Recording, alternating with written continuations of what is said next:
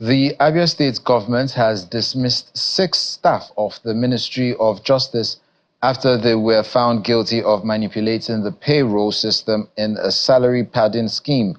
Their dismissal follows an internal audit and an administrative inquiry that uncovered the fraud. In a statement signed by the chairman of the Abia State Civil Service Commission, Mr. Eno Eze, the affected officers were indicted for unlawfully receiving excess salaries over a sustained period. The commission confirmed their involvement after reviewing financial records and interrogating the officers. The government says the case has also raised concerns about possible complicity by members of the salary committee, which will now face a separate probe. It adds that those dismissed will be handed over to law enforcement for prosecution, as the administration remains committed to transparency, accountability, and zero tolerance for corruption.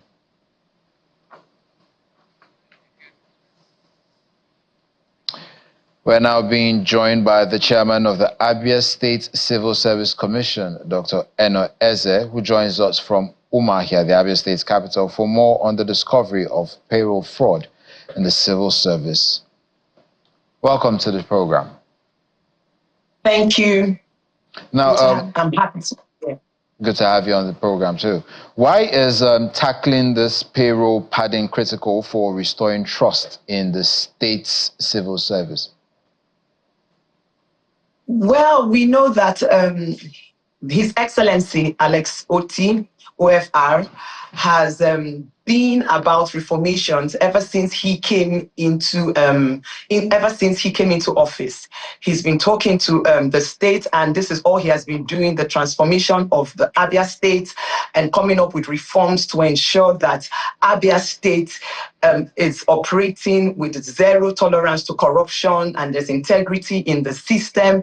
So for this reason, this became very important that we look into the system. So in as much as the governor, Alex Oti, Dr. Alex Oti, is going on with infrastructural changes, the reformation on infrastructure, it also goes beyond the reformation on infrastructure to reformation on human capital as well. Okay, now and human character. Okay, thank you. Now, how does this payroll fraud directly affect government finances and the delivery of public services? Well, it affects the government in the sense that right now, with the reformations going on and all that the governor intends to do, as he has to do with, we know that they're fixing the roads, the hospitals, and every other thing that is happening in this administration. If people are, if there are corrupt practices in the system where there's fraud, people are, taking the taxes of people, pilfering, and all these things will affect the overall plan and the vision of the governor. So it's important that these things are tackled so that you're sure that there's integrity in the system, and also for the civil servants that are honest and are showing every level of integrity in the discharge of their duties. It will be an encouragement to them as well that the system is transparent and is accountable. Now, we understand that 6 of these people will be dismissed. What message does this whole activity send to other civil servants in the state and, by extension, the country? Well, number one, they have already been dismissed. They are not going to be dismissed. They actually have been dismissed, the 6 of them. There were 7 in number. 6 of them were found, guilty. One of them was exonerated because she actually reported the case and said she was not going to be part of it. So for the civil servants and for the country, it just shows that we have a governor that says what he says and he does what he says. And if he has said that this administration is operating a zero tolerance to corruption, then it is a message that should go around to every civil servant and even to the country that it is possible to run a system that there is no corruption. It's possible. So the message is, please do your jobs. If everybody does what they are supposed to do, because you know what, the governor has been he's interested in the welfare of the workers, and we see this in the place of minimum wage. We've implemented the minimum wage. Number two, we have also gone ahead with making sure that salaries are paid when due. It was not the practice before now. So right now in the civil service, people get their salaries on the 29th of every month. You are sure you'll be paid your salary. People by the 28th already get their monthly pay, meaning that they can plan now. They can plan with their families. It was not like that before.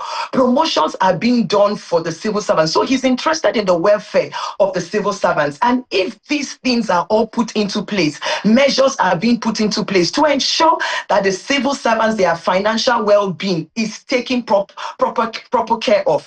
Also, pensioners, he has started making sure that pensioners are being paid. This was not the practice before his administration. So when all these things are done, then if people are now still, if we are still seeing fraud in the system, the message is clear. We are doing everything to ensure that you are settled financially, that you are able to do the things you need to do financially. So if we are doing this, then it's important that you also cooperate with the system to make sure that the system is free and rid of corruption. There's integrity in the system, so that we can actually use the finances and the finances, what the taxpayers are paying. We can use this, the income coming, and do other things for the state, which will be for the betterment for all the citizens.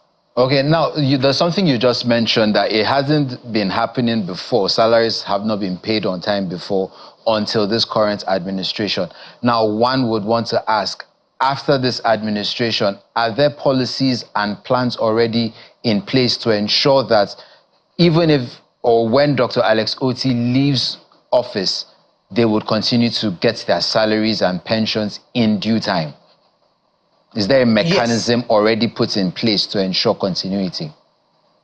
Yes, we are doing that. We are making sure that it's not just about his administration, but we are also very much interested with the sustainability of all the new ideas or concepts or processes that we are actually working with. So yes, we are doing that, and we are strengthening it to ensure that after his administration, we are trusting that we will also have good government, even with the way Alex Otti has gone. I can say for sure that the citizens of Abia State will also be very careful, even when they are electing, when they're electing other, governments, to take over, just to make sure that what has been done is sustainable. All right, thank you very much. We have been joined by the chairman of the Abia State Civil Service Commission, Mrs. Eno Eze. Thank you for coming on the program. Enjoy the rest of your day. Thank you.